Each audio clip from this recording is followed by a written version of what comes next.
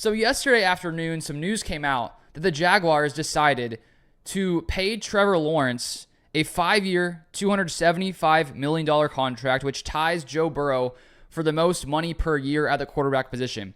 And when I saw that, I was honestly surprised because I do not think that Trevor Lawrence should get that kind of money. I think it's a pretty risky move by the Jaguars. If you look at Trevor Lawrence in his 3 years in Jacksonville, he's been a pretty average quarterback if you look at the numbers. And so, of course, this does impact the Packers because we have been waiting to see what deal the Packers and Jordan Love are going to come to. Gutekunst and Love have both said that they are pretty optimistic that a deal is going to get done by the time training camp starts. And so because these deals impact, the market, and the quarterback market, of course, impacts the Packers and Jordan Love. And so before this deal came out, I was thinking that Jordan Love should at least make, and had the argument to at least make as much as Jared Goff, who got $53 million per year. I think that he has proven to, in his short time with the Packers, proven to be better than Jared Goff, in my opinion. And now with Trevor Lawrence getting $55 million per year, it's a very easy argument for Jordan Love to make that he deserves at least $55 million per year, if not more. And I'm honestly just shocked the Jaguars decided to give Trevor Lawrence this kind of money. You look at Trevor Lawrence's stats from last year: 21 passing touchdowns, ranked 15th in the NFL, had 14 interceptions, 14.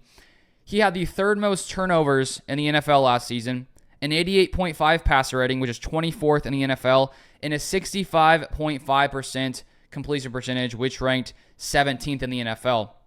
And I think it's part of the reason is the Jaguars have had such a long streak of having poor quarterback play outside of the 2017 season when they made it to the conference championship with Blake Bortles.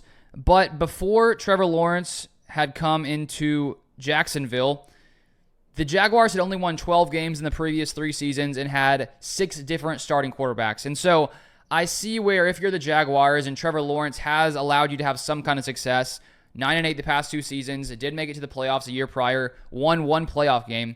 I think the Jaguars are probably worried that if they let Lawrence go, that they're going to have trouble finding another quarterback because they've been in a bad state at quarterback for a long, long time. And I don't think Trevor Lawrence is a terrible quarterback. I just don't think he's a very good quarterback. He's a mid-tier quarterback in my opinion, if you look at his numbers and the way he has performed in 3 seasons. And so I think that is good news for Jordan Love because he has an argument to make more money than Trevor Lawrence. Let's just look at the stat comparison here.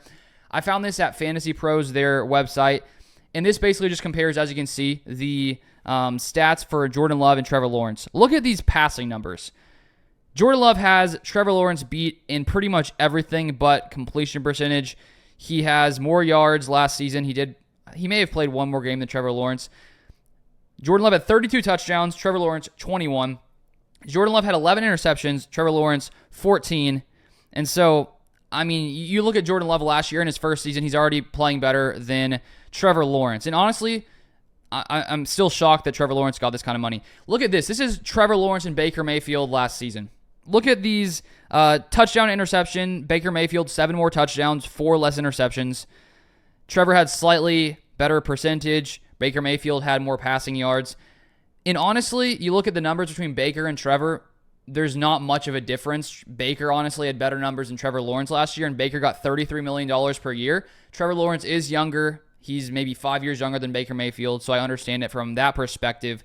But if you look at Trevor Lawrence's passer rating last year, it was nearly identical to Baker Mayfield's career passer rating. So there's honestly, not that much of a difference between those 2 quarterbacks. So to see one get 33, the other get 55, it's pretty crazy in my opinion.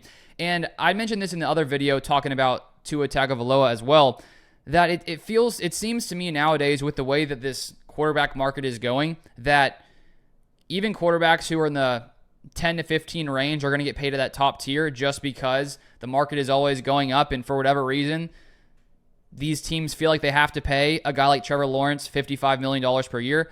I think that in a few years, this could look like a bad deal, but I think that teams who find a quarterback who can get them to the playoffs, even if they're on the fringe there, they're willing to stick it out with them, because the truth is, you never know if a lower tier seed is going to come through and find success and push through, even though they maybe weren't one of the best teams in the NFL during the season.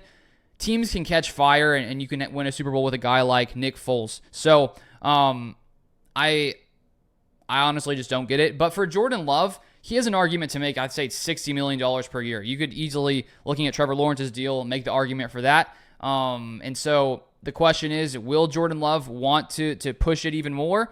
Or will he just, sort of settle with the Packers in that $53 to $55 million range? And, you think about quarterbacks potentially taking team-friendly deals, sort of like Tom Brady took sometime when he was with the Patriots. I see why, a player would want to do that to try to get into more talent. I also see why quarterbacks don't want to take those, team-friendly deals where they want to maximize their money, and it helps the rest of the quarterbacks in the NFL. I would just love if Jordan Love came out and just signed like a 5-year, $50 million deal. I know that's not going to happen, but can you imagine if a quarterback in that upper echelon decided just to take a massive pay cut and the roster could just be loaded? I wonder if one quarterback will ever do that, because that would be pretty intriguing. But basically, Jordan Love can easily make $55 million per year. Wouldn't be shocking to see him become the highest paid quarterback in the NFL. I think before this deal, you could make the argument that Joe Burrow deserved more than Jordan Love, even though I still think it would have made sense for Jordan Love to make the same as Joe Burrow. But now he has a very easy case to become the highest paid quarterback in the NFL with Trevor Lawrence getting this kind of money. So those are my thoughts on the situation. Feel free to follow me on Twitter for more Packers content, Luke Beller3. Also, feel free to turn on post notifications so you never miss any Packers news. And I'll see you guys next time.